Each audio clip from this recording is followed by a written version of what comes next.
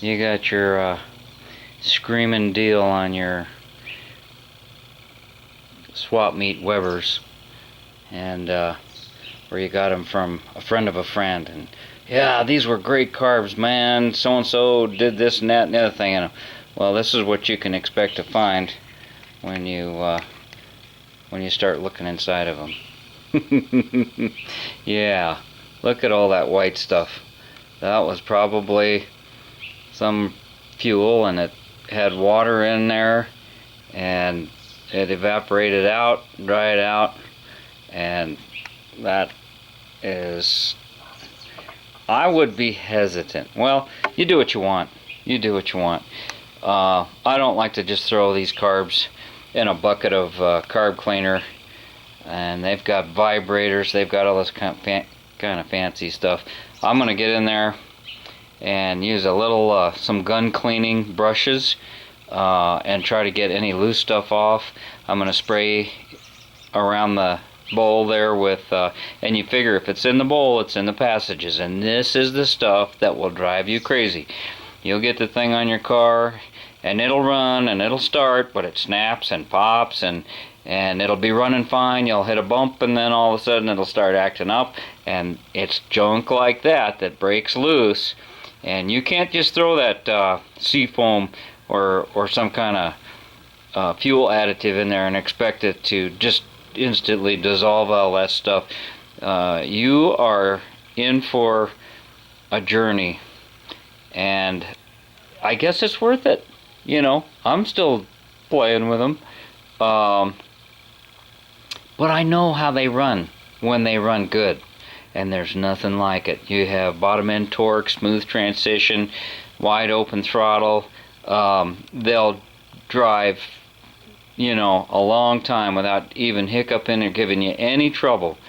But sooner or later, that's going to change. And if you're not a patient type person who can deal with that kind of frustration, don't even get started. And it would help if you started with some new carbs, and then you won't have to deal with all that. And if you take a car out of service, it probably wouldn't hurt to run it out of fuel or do something to get that fuel out so this doesn't happen. This is going to be a real aggravation. The other carburetor did not look that way inside, but I even tried to clean that one just to give you an idea of how bad that is. So let's keep going. Okay, so what I've done, I'm using gasoline. I'm not using anything else. I've spent some time, I've cleaned them up, I've taken some screws out and compressed air, and I'm starting to put them back together, and I hope I can get a good shot of this. Now, I want you to see those. Let's just do it like this. See that squirting? See that squirting? Make sure that both sides squirt like that. Okay? That accelerator pump diaphragm was just hard as a rock. I didn't think I could save it. I sprayed it down with some WD-40, and I soaked it in some gasoline, and it just started working. So I'm happy about that. Look where that thing pees on the. And you know, while you got it off, you know, hold them up. Let's go the other way. Oh, I can't see the screen. Okay, get it elevated. Look at it. Hold it there with that fuel in the carburetor. See if it drips. You know, shake it a little bit. Of course, it's going to come out when you, let's see if it'll do it. That's pretty cool. Watch my Weber pee. Now, what happened to that side? Oh, it's peeing good. And you want it to pee right on on this. We're coming up with we're inventing new terminology. your Webers take a pee. Make sure they pee uniformly. Oh boy. I guess this bears repeating too. Now, when I'm setting my float level, you can see all that junk that's on there. Okay, I gotta do this with the camera. Okay, right there. I'm trying to hold. This is hard. Okay, right there.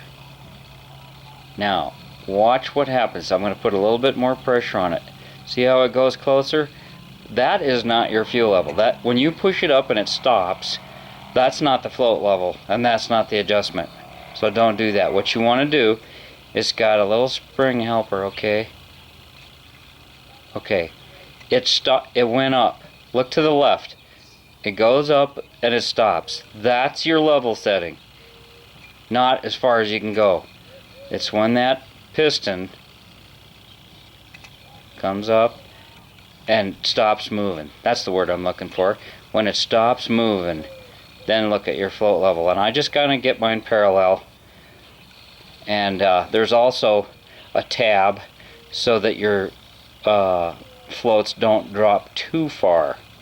And some guys bend that off, but for street driving and off-road driving, it's better if these floats don't bounce every time you hit a bump.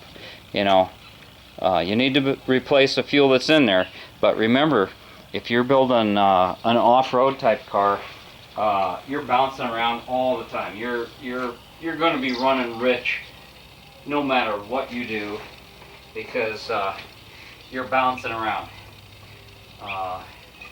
So it's just, you can be as anal about it as you want to be, but if it's not perfect, it's not the end of the world. There's some guys that are real butchers. They don't have very good mechanical ability, and they still get them to work and get good results. So don't get frustrated, don't give up, try to learn them. It's a learning curve. It's the next morning, and I had planned on not using carburetor cleaner, but these things just were not cleaning up. That stuff in the float bowl would not come out.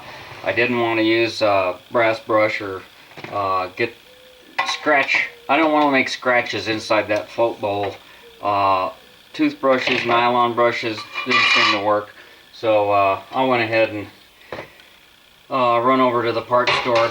Got there just before they closed, and this stuff is not very hot. So I thought it might be alright, and I had the other carburetor sitting overnight, and it didn't clean up any better.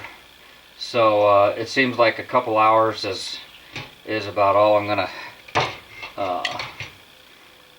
so, you know, it ain't gonna do any good to just soak it anymore. And I just got a acid brush here, and it just not coming out. It's not cleaning up, and there's too many little crevices to get in there. So I'm gonna take a chance.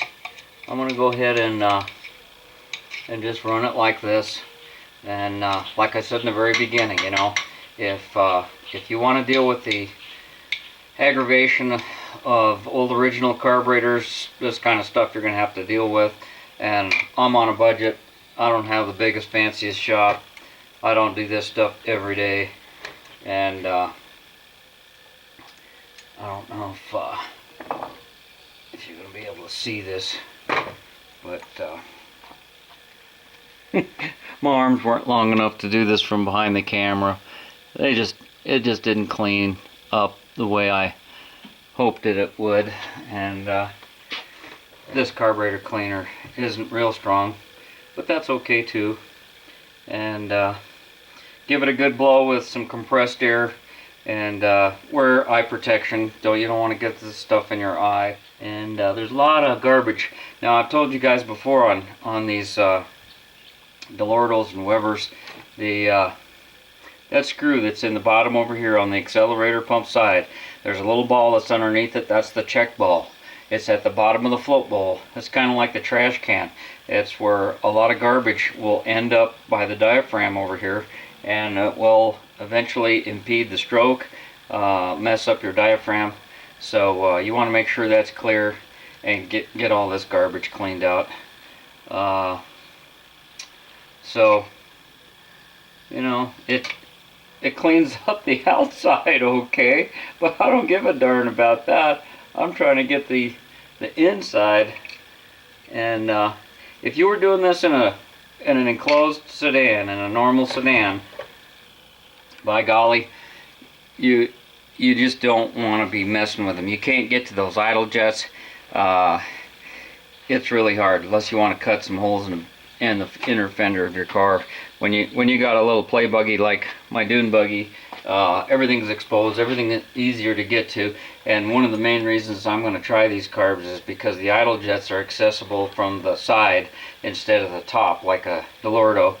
And your main jet stacks still go in the top, but they don't hardly ever get clogged up. They're pretty big. So that's the scoop. Alright, while we're messing around with stuff here, difference between the old original Italian Webers and the newer stuff that you get now, and why I like these and why I'm making the effort to get these old 40s to work. Example would be in the main jet stack. This is your main jet holder. This is your emulsion tube, and it comes apart like so. Your main jet comes off. Okay, so this is your old this is your Italian original. Here's a newer aftermarket, and you can see right along that top edge, right up here, the right hand one right where my fingernail is, you can see how they've angled those holes. A little more workmanship, a little more care. Over here they just drilled round holes.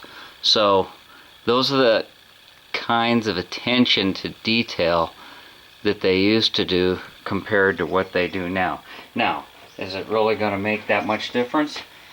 Probably not, that I'd notice, but it gives me that warm fuzzy feeling. Now you'll notice there was a different number of holes on those emulsion tubes, and the reason I ordered these two was for that single carburetor setup. And this is what you're going to find. I might do a whole video on what a lot of guys are doing is they're finding an old set of dual Webers, and they're thinking that they can just get a center mount manifold set up and take one of those carburetors and put it on there, and it should work the same. You know, what's the difference, one or two? It doesn't work that way, and the emulsion tubes are one of the factors in that. You give you a different emulsion tube to richen it up, make it fatter, because basically you're making it work twice as hard. Your idle circuit shaft, the internal shaft right here, is probably drilled out and modified. A center mount dual throat Weber is made for smaller engines, and they're specifically made and designed for that application. You can't just take a dual Weber setup, use one of them, and expect to just pop it on and drive away.